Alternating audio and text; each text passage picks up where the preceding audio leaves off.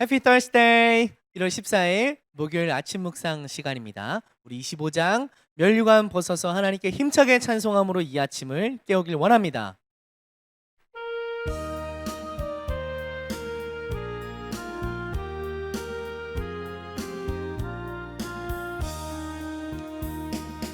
면류관 벗어서 주 앞에 드리세 저 천사 기쁜 노래가 온 땅에 퍼지네 내 혼아 깨어서 주 찬송하여라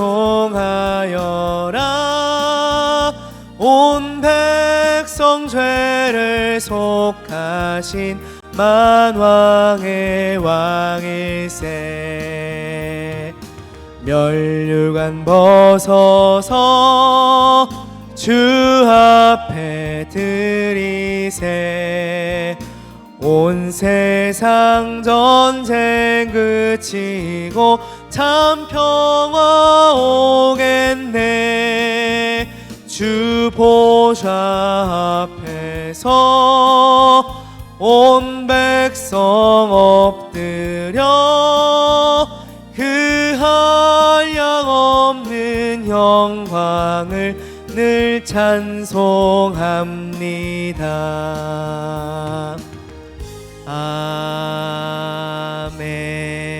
아멘.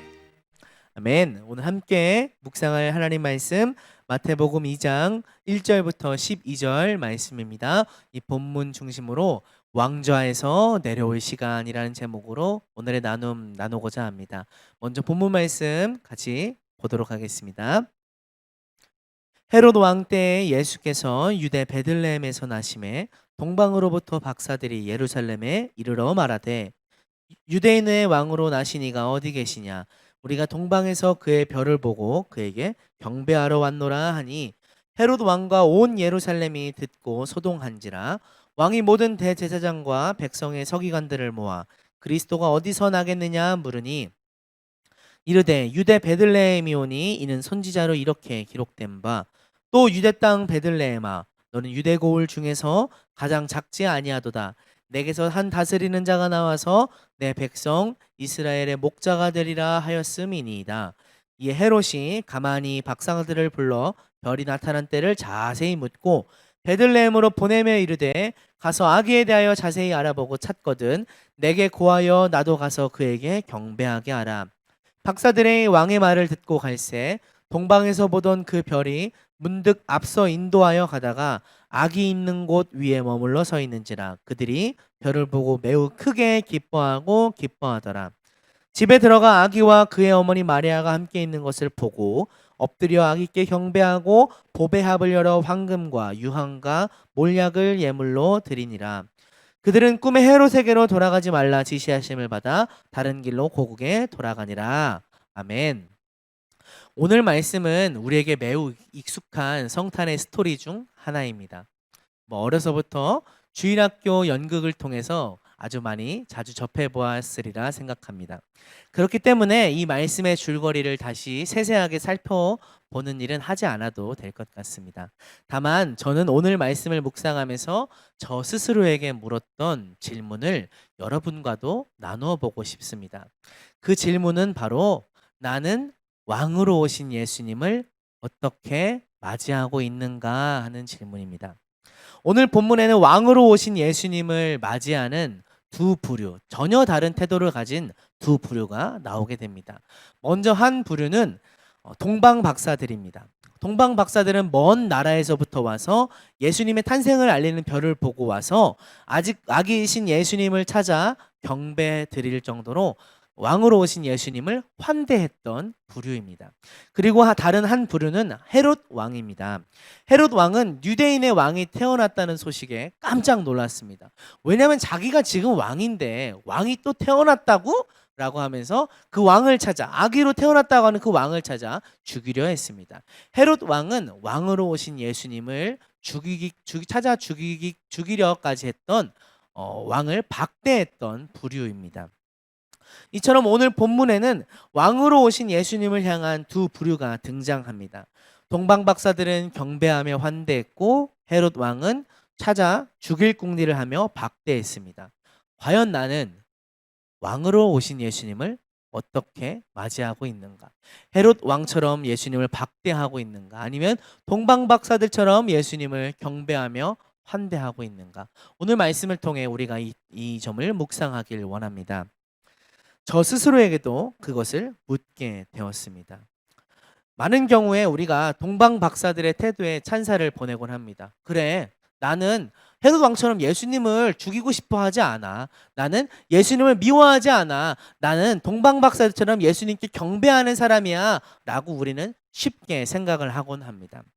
하지만 과연 그것이 우리의 실생활에서도 똑같이 나타날까요?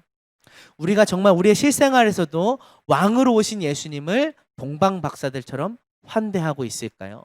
왕이시라면 당연히 내 마음의 왕좌에 모시고 삶의 주인으로 여겨야 되는데 그 주인을 내 삶의 과연 주인으로 모시고 있을까요?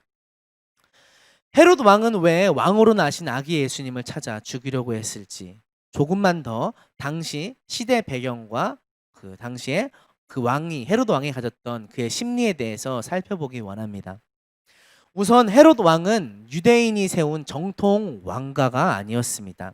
오래전 유대 나라는 바벨론에 멸망을 당했습니다. 그 후로부터 유대인들에게는 자기 나라, 자기 왕이 없었습니다. 계속해서 식민 통치를 받아 남의 나라의 백성으로 속한 삶을 살았습니다. 물론 신구약 중간기에 잠시 마카비라는 사람이 일어나서 독립운동을 성공했고 100년 정도 그 마카비 왕조가 있긴 했었습니다. 하지만 그 나라도 무너지고 결국 현재에는 오랜 시간 유대에는 유대인 스스로 세웠던 나라, 유대인 스스로 일으키는 왕가가 없던 상황이었습니다. 주인이 계속 바뀔 뿐, 주인만 바뀔 뿐 계속해서 식민 통치를 받고 있던 상황이었습니다. 그러다 지금 그들을 유대인 나라를 다스리고 있던 주인이었던 로마는 유대인의 마음을 달래기 위해서 왕을 세웠습니다. 비록 총독의 로마에서 파견을 보낸 총독의 심판을 받고 또 총독의 관리를 받아야 됐지만 유대인 출신의 왕을 세워서 유대인을 달래고자 했습니다. 그 왕이 바로 헤롯 왕이었습니다. 헤롯 가문은 정통 유대인 출신은 아니었지만 로마의 고위 관리들과 굉장히 두터운 친분이 있었기 때문에 유대의 왕으로 임명을 받을 수 있었습니다. 그런 헤롯 왕가를 바라보는 백성들의 시선은 어땠을까요? 고울 수가 없었습니다. 왜냐하면 지금 우리나라를 괴롭히고 있는 유대 나라를 괴롭히고 있는 로마가 그 로마의 앞잡이가 되어서 로마로부터 임명을 받은 헤롯 왕을 과연 정말 진심으로 우리의 왕으로 섬길 수 있었을까요? 과연 정말 진심으로 왕처럼 여길 수 있었을까요? 그렇지 못했습니다. 많은 백성들은 헤롯 왕을 정말 마음속에서 왕으로 인정하지 않았습니다. 그리고는 성경에 예언된 대로 다윗의 자손, 다시 오실 메시아 그리스도께서 오셔서 다시금 우리를 정치적으로 독립해서 다윗의 왕가가 다시 복귀되기를, 다시 복원되기를 소망하고 있었습니다. 그런 전후 사정을 헤롯 왕도 다 알고 있었습니다. 그랬기 때문에 왕이 나셨다, 왕으로 태어나셨다라고 하는 동방박사들의 그 소식에 뜨끔하면서 놀랄 수밖에 없었던 것입니다. 유대인의 왕이 태어났다고 하니 이제 사람들이 그 왕을 찾아서 로마에 대한 반발 심리를 갖고 있으니까 사람들이 그 아기로 나신 왕을 찾아서 자신의 자리를 위협하게 될까 봐 두려웠던 것입니다. 그래서 헤롯은 아기이신 예수님을 찾아 죽이고자 했던 것입니다. 결국 헤롯이 이 아기 예수님을 찾아 죽이고자 했던 이유는 무엇입니까? 지금 내가 앉아있는 이 왕좌에서 나는 내려오기 싫다라는 것을 보여주었던 것입니다. 자기의 권력, 자기의 명예, 자신이 살아왔던 모든 삶을 포기하고 싶지 않았다는 것입니다. 저는 이 관점을 오늘 우리의 삶에도 대입해 보길 원합니다. 우리는 우리 자신이 우리 삶의 주인이 되어서는 안 된다는 것을 알고 있습니다. 우리 삶의 주인은 오직 예수 그리스도셔야 된다는 것을 믿음으로 잘 고백하고 있습니다. 나의 욕구와 나의 자아를 내려놓고 오직 주님만이 다스리셔야 된다는 것을 알고 있습니다. 하지만 많은 삶의 시간들 가운데, 우리가 살아가는 일상적인 시간 가운데 우리는 여전히 우리 삶의 주도권을 우리가 갖고 있습니다. 내 삶의 주인의 자리에 여전히 내가 앉아 있곤 합니다.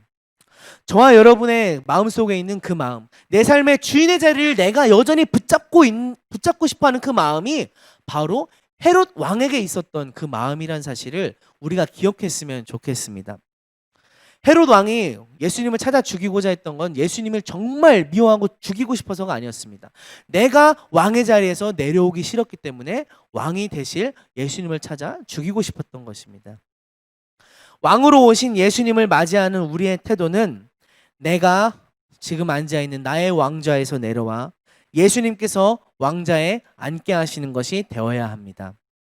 왕좌에서 내려오기 싫어서, 주인의 자리에서 내려오기 싫어서 예수님을 물리치고자 하는 우리 삶의 마음의 깊은 곳에 있는 태도가 있진 않은지 저와 여러분 오늘 이 말씀을 통해 점검해 보길 원합니다.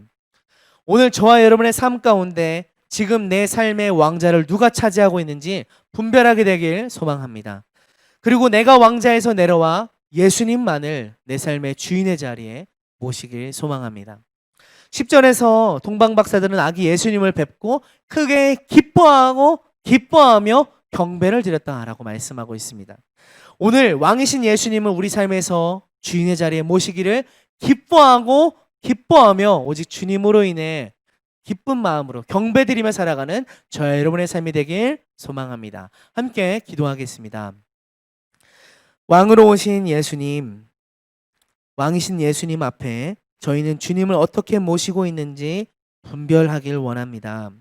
그리고 저희 삶의 주인의 자리에 주님을 모시길 원합니다. 내가 나의 삶의 왕의 자리에 앉아있는 자리에서 내려오게 하시고 동방박사들과 같이 오직 주님으로 즐거워하게 하여 주옵소서.